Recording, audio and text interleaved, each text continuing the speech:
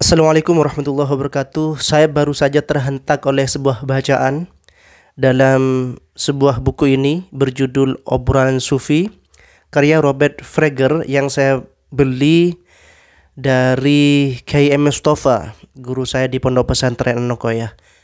Saya membaca di halaman 265 sampai 270 yang ternyata di dalamnya mengisahkan sebuah cerita yang berkait erat dengan apa yang saya alami kemarin.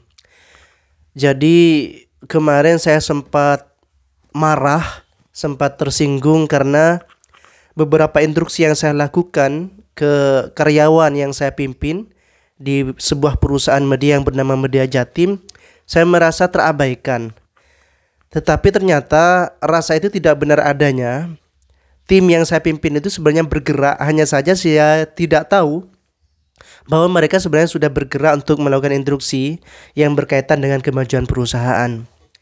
Jadi saya meminta tim yang saya pimpin itu yang dinahkodai oleh seorang sahabat saya bernama Ongki Aristaua untuk menyerusi pengelolaan koran dari Media Jatim. Tetapi saya mencermati hanya ada satu ekoran yang diposting di grup WA itu dan saya merasa tidak ada tindak lanjut.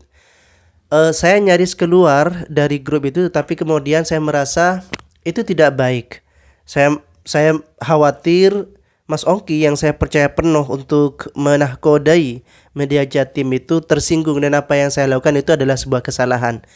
Akhirnya saya japri atau WA Mas Ongki, kenapa instruksi yang saya berikan itu tidak dilaksanakan dan tidak mewujud dalam sebuah karya. Ternyata Mas Ongki menyatakan bahwa apa yang saya instruksikan itu sudah dijalankan, tetapi bersifat trial and error, masih uji coba dari beberapa hari belakangan, dan goalnya nanti akan dilakukan 1 Februari 2023. Artinya apa yang saya instruksikan itu sudah dilaksanakan, tinggal menunggu waktu peluncuran.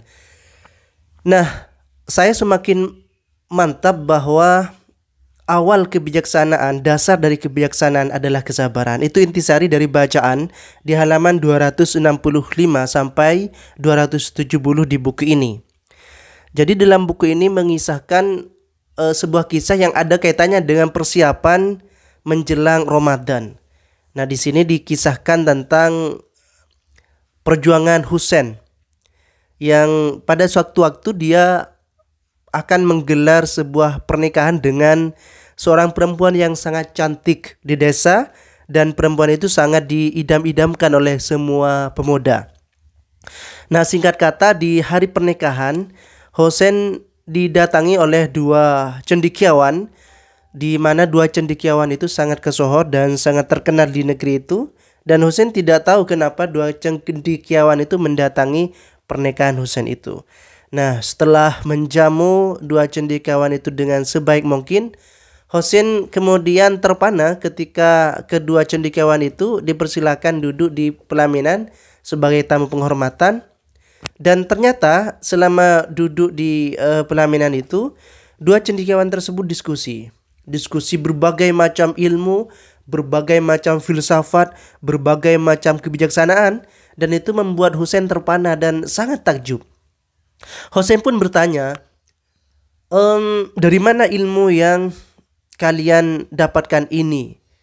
Ternyata kedua cendekiawan itu serentak menyatakan dirinya mendapatkan ilmu itu dari sebuah negeri yang sangat terkenal, dan sudah puluhan tahun keduanya belajar di sana. Husain pun tersentuh dan dia bertekad kuat untuk meniru jejak dua cendekiawan tersebut. Dia ingin menjadi cendekiawan, dia menjadi orang yang sangat bijak dengan berbagai macam ilmu yang sangat mendalam, dan itu dirasa nantinya akan bermanfaat bagi desanya. Nah, setelah melewati malam pertama penuh dengan kebahagiaan bersama istri tercintanya, keesokan harinya dengan mantap, meskipun ada rasa kekhawatiran terhadap istrinya, dia menyatakan kepada istrinya bahwa dia akan mengembara ke sebuah negeri dan dia akan menuntut ilmu secara serius di negeri itu. Nah, ketika dia nantinya sudah merasa ilmu yang dia inginkan sudah dikuasai, sudah didapatkan, dia berjanji kepada sang istri untuk kembali pulang ke desanya dan hidup bersama istri tercinta. Dengan berat hati istrinya merelakan kepergian Husain. Di pagi hari Husain langsung menuju negeri yang dikenal sebagai negeri para cendekiawan. Nah, orang-orang di desa Husain itu mengolok-olok Husain sebagai orang yang gila. Karena dia dibutakan oleh sesuatu yang bagi mereka tidak begitu diperlukan. Karena Husain sudah hidup dengan istri yang sangat diidam-idamkan oleh banyak orang. Jadi selain cantik, istri tersebut penyabar, istri tersebut beradab, istri tersebut penuh dengan akhlak yang sangat baik, tetapi malah ditinggalkan oleh Husain. Sementara ladang perkebunan yang diterima oleh Husain dari warisan orang tuanya itu dirasa sebenarnya sudah cukup untuk menghidupi Husain beserta keluarganya. Nah, kebun yang diwarisi oleh Husain itu dipasrahkan sepenuhnya oleh Husain untuk dikelola oleh sang istri. Sang istri pun menerima dengan lapang dada. Nah, selama perginya Husain, sang istri ini merawat kebunnya dengan sebaik mungkin. Sementara Husain serius menempa ilmu sampai 20 tahun lamanya, dan orang-orang di desa itu mengira Husain sudah meninggal dunia. Entah itu dibunuh atau kelaparan atau bagaimana, yang pasti Husain sudah dilupakan. Nah, setelah 20 tahun lamanya menjalani proses pencarian ilmu, belajar dengan tekun di negeri sebelah, Husain pun kembali pulang. Namun setibanya di desa tetangga dari desa Husain, dia bertemu dengan seorang petani yang memiliki toko, yang memiliki warung kopi. Akhirnya Husain mencoba untuk menyeduh kopi di dalamnya. Nah, selama menyeduh kopi dengan bangga Husain menceritakan berbagai macam ilmu yang sudah dia peroleh di negeri seberang. Sang pemilik warung kopi itu menyatakan bahwa apa yang disampaikan Husain, apa yang didapat Husain itu belum seberapa, karena ada sebuah kebijaksanaan yang itu belum dimiliki oleh Husain dan tidak bisa disampaikan saat itu juga. Husain pun penasaran, apa kebijaksanaan yang dimaksud itu? Sang pemilik warung kopi itu menyatakan bahwa untuk mengetahuinya Husain harus mengerjakan ladang yang dimiliki oleh pemilik warung kopi itu selama setidaknya setahun. Baru setahun kemudian Husain akan memahami kebijaksanaan yang dimaksud oleh seorang yang memiliki warung kopi itu. Karena penasaran, si Husain langsung mengiyakan karena dia sangat semangat untuk menyerap berbagai macam ilmu, dan dia merasa ada satu ilmu yang belum dia miliki, yaitu ilmu kebijaksanaan.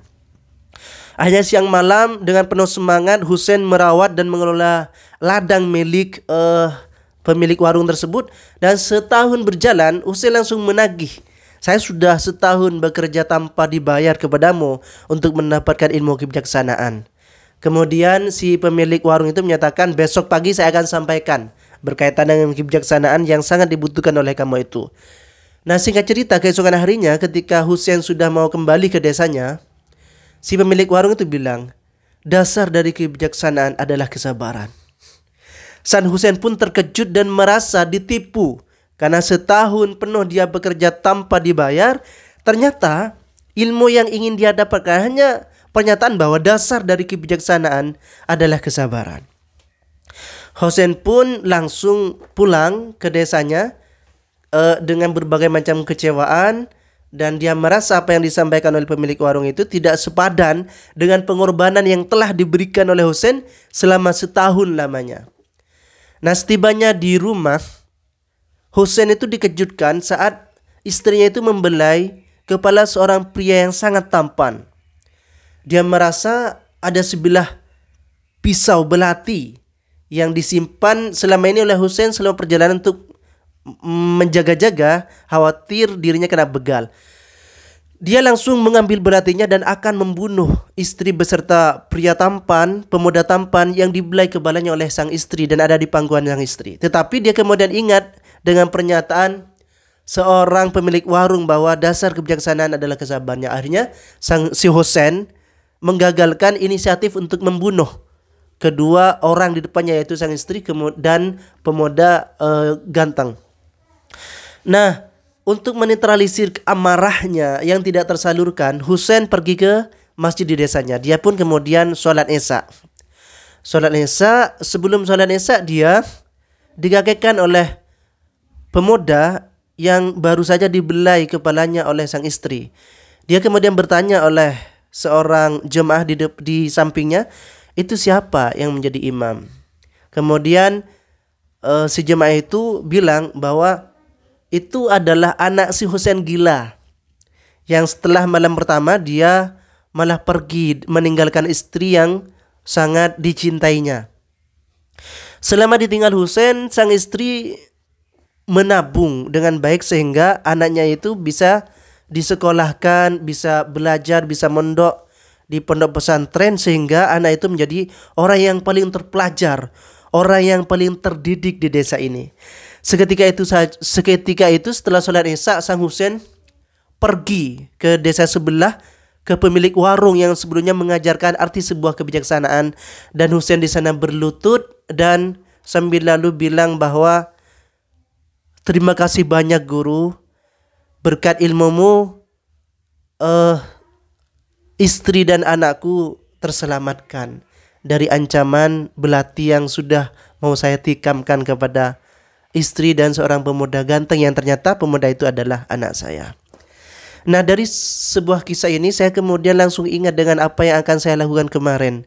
Saya sudah kepalang amarah merasa instruksi yang bagi saya itu untuk kepentingan perusahaan, untuk kemajuan ke perusahaan, tetapi tidak terlaksana seminggu terakhir ini. Tapi ketika saya konfirmasi ke Mas Ongki selaku Pimret Media Jatim, ternyata instruksi itu bukan tidak dijalankan, tetapi masih proses trial and error, dan nanti goalnya di 1 Februari 2023. Begitu sahabat, sebuah kisah di pagi ini, dan bagi saya ini perlu saya sampaikan dan abadikan di YouTube ini bukan dalam rangka sebatas berbagi pengalaman, berbagi apa yang sudah saya baca, tetapi ini bagian dari untuk mendokumentasikan bahwa bacaan itu penting untuk saya dokumentasikan, apalagi itu berkaitan dengan peristiwa yang saya alami kemarin. Terima kasih atas perhatiannya. Assalamualaikum warahmatullahi wabarakatuh. Salam kebijaksanaan.